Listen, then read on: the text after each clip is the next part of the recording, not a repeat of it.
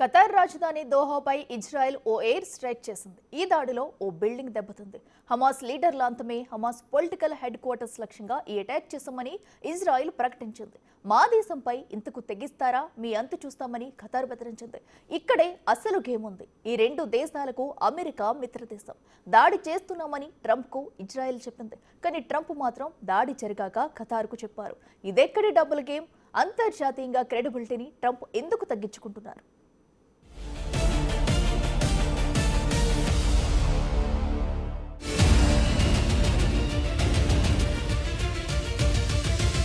Trump చర్యలు ఎప్పుడు ఆశ్చర్యకరంగానే ఉంటాయి. ఏదో చేయాలనుకుంటాడు, కానీ ఏదో జరుగుతుంది. చివరికి బ్యాడ్ న్యూస్. క్రెడిబిలిటీ తగ్గించుకునే పనులు ఇటీవలి కాలంలో మరింత ఎక్కువయ్యాయి. లేటెస్ట్ గా జరిగిన ఇన్సిడెంట్ ఒకటి చూద్దాం.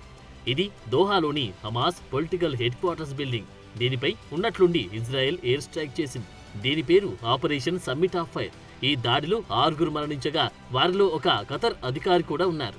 అదేంటి, ఖతర్లోకి చొరబడి ఇజ్రాయెల్ ఈ దాడి చేయడమేంటి అని అంతా అనుకున్నారు. హమాస్ లీడర్లే టార్గెట్ గా అటాక్ చేశామని, ఇది తమ ఇండిపెండెంట్ ఆపరేషన్ అని ఇజ్రాయెల్ ప్రధాని నెతన్యాహు చెప్పుకున్నారు. జెరూసలేంలో ఈ నెల 8న 6 చంపడంతో ఈ అటాక్ చేశామన్నారు. తమకు అందిన నిఘా సమాచారంతో హమాస్ నేతలే లక్ష్యంగా దాడి చేపట్టినట్లు ఇజ్రాయెల్ మిలిటరీ తెలిపింది. దీనికి పూర్తి బాధ్యత కూడా తీసుకుంటున్నామని నెతన్యాహు చెప్పారు.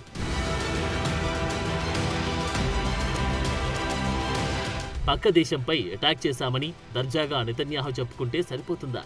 సో ఖతర్ కూడా ఘాటుగానే రియాక్ట్ అయింది. దీన్ని పిరికిపంద చర్య అని ఖతర్ ప్రధాని షేక్ మహమ్మద్ ఈ దాడిని తీవ్రంగా ఖండించారు. అంతర్జాతీయ చట్టాలు, నిబంధనలు ఉల్లంఘించిందంటూ ఫైర్ అయ్యారు. ఎవరు ఊహించని ఎదురుదాడి ఖచ్చితంగా ఉంటుందని ఖతర్ సిగ్నల్స్ పంపుతోంది. ఇక్కడ ఒక ట్విస్ట్ ఉంది. దోహాపై అటాక్ కు సంబంధించి ట్రంప్ కు ఇజ్రాయెల్ నుంచి ఇన్ఫర్మేషన్ ఉంది. ట్రంప్ ఏమన్నారో చూడండి.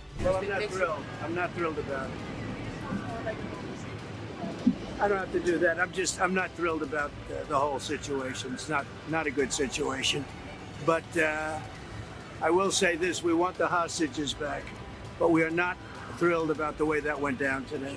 దాడి గురించి రియాక్ట్ అయిన ట్రంప్ అది తన నిర్ణయం కాదని, ఇజ్రాయెల్ ప్రధాని నెతన్యాహు తీసుకున్న నిర్ణయమని క్లారిటీ ఇచ్చారు. తన సోషల్ మీడియా ప్లాట్ఫామ్ ట్రూత్ సోషల్లో ఈ విషయం పోస్ట్ చేశారు. అమెరికా సైన్యం నుంచి ఈ దాడి గురించి సమాచారం అందిన వెంటనే ప్రత్యేక రాయబారి స్టీవ్ విట్కాఫ్ ను ఖతర్లకు సమాచారం ఇవ్వమని చెప్పానని, కానీ అప్పటికి ఆలస్యమైపోయిందన్నాడు ట్రంప్. ఒక్క ఫోన్ కాల్, ఒక్క నిమిషంలో చెప్పే మాట ఆలస్యమైందని ట్రంప్ స్థాయి వ్యక్తి చెప్పడమే ఇక్కడ పెద్ద జోక్. అంతేకాదు ట్రంప్ మరో మాట అన్నాడు. ఖతర్ అమెరికాకు సన్నిహిత మిత్రదేశమని, ఇలాంటి ఏకపక్ష దాడికి ఇజ్రాయెల్కు అమెరికా సహాయపడదన్నారు. హమాస్ ను ఎలిమినేట్ చేయడం మంచి లక్ష్యమేనని, వాళ్లు గాజాలోని ప్రజల బాధలను ఆసరాగా చేసుకుంటున్నారన్నారు.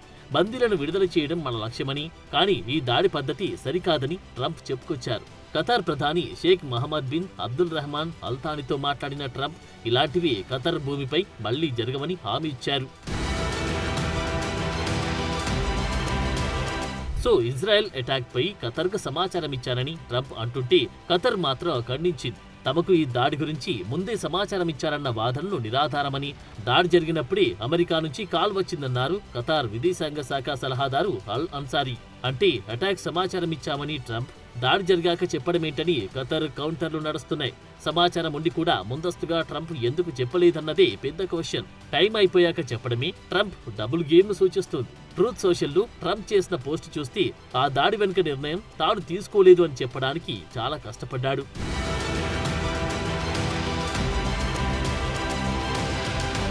ఖతర్లో అమెరికాకు పెద్ద మిలిటరీ బేస్ ఉంది. ఇది ఈ రెండు దేశాల ఒప్పందంలో భాగం. పైగా ఆ రెండు మంచి మిత్ర దేశాలు. ఇటీవలే ఖతర్ పాలకులు ట్రంప్ కు తమ స్నేహబంధానికి గుర్తుగా లగ్జరీ ఫ్లైట్ ను గిఫ్ట్ గా కూడా ఇచ్చారు. ఇటీవలే ట్రంప్ ఖతర్ పర్యటనకు వెళ్ళినప్పుడు ఆయనకు $400 మిలియన్ విలువైన ఫ్లయింగ్ ప్యాలెస్ అని పిలిచి విలాసవంతమైన బోయింగ్ 747 8 జెట్ను బహుమతిగా ఇచ్చారు. మరి అలాంటి ఖతర్ను ఇబ్బంది పెట్టే దాడి విషయంలో ఇజ్రాయెల్కు ట్రంప్ ఎలా గ్రీన్ సిగ్నల్ ఇస్తారన్న ప్రశ్నలు పెరుగుతున్నాయి.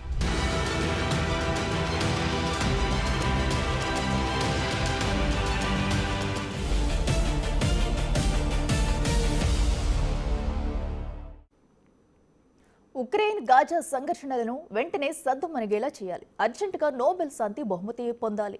ఇదే లక్ష్యంగా ట్రంప్ వేస్తున్న అడుగులు ఒక్కొక్కటిగా రివర్స్ అవుతున్నట్లే కనిపిస్తున్నాయి. ఓ అరబ్ దేశంపై ఇజ్రాయెల్ చేసిన మొదటి దాడి ఇదే కాబట్టి పరిణామాలు ఎటువైపు మళ్లుతాయన్నది ఆసక్తికరంగా మారింది.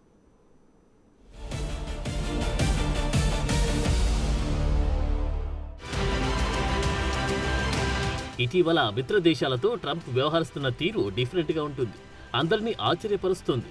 మిత్ర దేశమంటూనే గ్రేట్ ప్రైమ్ మినిస్టర్ అంటూనే భారత్పై భారీ సుంకాల మోత మోగించారు, తగ్గించట్లేదు. తాజా దాడులతో ఖతర్కి కూడా ట్రంప్ నుంచి అలాంటి చేదు అనుభవం ఎదురైనట్లే అనిపిస్తోంది. నిజానికి అమెరికా ఖతర్ల మధ్య బంధం ఇటీవలి కాలంలో చాలా బలపడింది. ఈ ఏడాది చేసిన పర్యటనల్లో కీలక ఒప్పందాలు కుదుర్చుకున్నారు. ఈ టైంలోని అమెరికా మిత్రదేశం ఖతర్పై మరో మిత్రదేశం ఇజ్రాయెల్ దాడి చేయడం చర్చనీయాంశమైంది. నాటో ఇతర ప్రధాన మిత్రదేశమైన ఖతర్ ఆఫ్ఘనిస్తాన్ నుండి వేలాది మంది అమెరికన్ పౌరులను తరలించడంలో సహాయపడింది. ట్రంప్ కుమారుడు ఎరిక్ కూడా ఖతర్లో గోల్ఫ్ కోర్స్ కోసం డీల్ కుదుర్చుకున్నాడు. మిడిల్ ఈస్ట్లో ట్రంప్ దౌత్య ప్రయత్నాల్లో ఖతర్ కీలక పాత్ర పోషించింది. ఈ దేశం నెలల తరబడి హమాస్ ఇజ్రాయెల్ మధ్య కాల్పుల విరమణ అలాగే శాంతి చర్చలకు మధ్యవర్తిగా ఉంటుంది. ఖతర్ అమెరికాకు ముఖ్యమైంది, ఎందుకంటే దానికి ఇరాన్తో మంచి సంబంధాలున్నాయి. ఖతర్ చెప్పినట్లు ఇరాన్ వినే అవకాశం కూడా ఉంటుంది. అమెరికన్ అధికారులు టెహ్రాన్తో సంబంధాన్ని పునరుద్ధరించేందుకు ఒక అవకాశంగా చూస్తారు. కానీ ఇప్పుడవి మరింత డౌట్ఫుల్గా మారాయి. ఈ సంఘటన అరబ్ దేశాలు అమెరికా మధ్య అపనమ్మకాన్ని పెంచినట్లు కనిపిస్తోంది. ఎందుకంటే గల్ఫ్ దేశాలు ఇజ్రాయెల్ దాడిని ముక్తకంఠంతో ఖండించాయి. Iran, Saudi Arabia, UAE, Turkey అరుదైన విధంగా ఈ విషయంలో ఐక్యత ప్రదర్శించాయి. ఖతర్కు ట్రంప్ వెన్నుపోటు పొడిచారని చాలా మంది ట్వీట్లు చేశారు. సో ట్రంప్ ఒకటనుకొని ఇంకో ప్లాన్ను అమలు చేస్తున్నారు. మొన్న మధ్య ఇజ్రాయెల్, ఇరాన్ మధ్య యుద్ధ వాతావరణం ఏర్పడింది. మధ్యలో వెళ్లిన ట్రంప్ ఇరాన్లోని న్యూక్లియర్ బేస్లను B-2 బాంబర్తో ధ్వంసం చేయించారు. ఇది కూడా తీవ్ర విమర్శలకు కారణమైంది. మధ్యలో ట్రంప్ ఆసక్తి ఏంటో అని చాలా మంది విమర్శించారు కూడా. ఎలాగైనా నోబెల్ శాంతి బహుమతి కొట్టేయాలి, ఇది ట్రంప్ టార్గెట్. అందుకే ఉక్రెయిన్, గాజాలో యుద్ధాలను త్వరగా ముగించాలని స్పీడ్ పెంచుతున్నారు. అయితే ఆ పని ముందుకు సాగట్లేదు. ఇంకా ఉద్రిక్తతలు పెరుగుతున్నాయి కూడా. పుతిన్, జింగ్పింగ్, నరేంద్ర మోదీ బహిరంగంగానే ట్రంప్ను ధిక్కరిస్తున్నారు. ఇది ట్రంప్కు వ్యక్తిగత అవమానం మాత్రమే కాదు, ఇరాన్ దాడుల నుండి ఇజ్రాయెల్ను రక్షించడానికి తొందరపడిన తర్వాత కూడా సొంత భద్రతా ప్రాధాన్యాల కంటే నెతన్యాహు లక్ష్యాలు ఎక్కువయ్యాయా అన్న చర్చ కూడా జరుగుతోంది. ఇజ్రాయెల్, హమాస్ మధ్యవర్తిగా ఉన్నట్లు కనిపిస్తున్న ట్రంప్ విశ్వసనీయతకు ఇప్పుడు పెద్ద క్వశ్చన్ మార్క్ వచ్చే పరిస్థితి.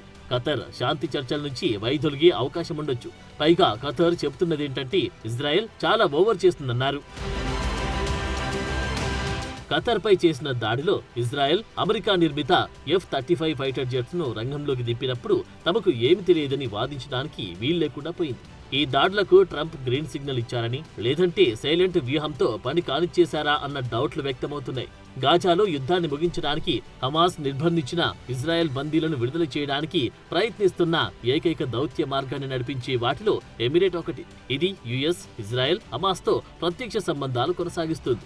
చాలాసార్లు ఇప్పటికీ చర్చలను నిర్వహించింది. కానీ ఖతర్ ఒత్తిడి పెంచడం లేదన్న ఆలోచనతో ఇజ్రాయెల్ ఉంది. అందుకే ఇలా హమాస్ పేరుతో దోహాపై అటాక్ చేశారా అన్న చర్చ కూడా జరుగుతోంది. ఇక ఇజ్రాయెల్ ఖతర్పై చేసిన దాడితో ప్రపంచ దేశాల్లో వ్యతిరేకత పెరుగుతోంది. ఐక్యరాజ్యసమితి చీఫ్ ఆంటోనియో గ్యుటెరస్ ఈ దాడిని ఖండించారు. యూరోపియన్ నాయకులు, ఆసియా దేశాలు కూడా దీన్ని తప్పుపట్టాయి. అరబ్ దేశాలు కూడా ఇలాంటి దాడులు ప్రాంతీయ భద్రతను దెబ్బతీస్తాయని హెచ్చరించాయి. దోహాపై ఇజ్రాయెల్ దాడి శాంతి భద్రతలను పెంపొందించే ప్రయత్నాలను డైరెక్ట్ గా దెబ్బతీస్తుందని కెనడా ప్రధాని మార్క్ కార్నీ చెప్పారు. సో కథ చాలా దూరమే వెళ్తుంది. ఇజ్రాయెల్ చేసిన దాడితో ఖతర్ సైలెంట్ గా ఎలాంటి వయలెంట్ క్రియేట్ చేస్తుందన్నది కీలకంగా మారింది. చెప్పలేం, ఏదైనా జరగొచ్చు. ఎందుకంటే ఒక దేశంలోకి చొచ్చుకొచ్చి అటాక్ చేయడం అంటే ఆ దేశ సార్వభౌమాధికారాన్ని క్వశ్చన్ చేయడమే.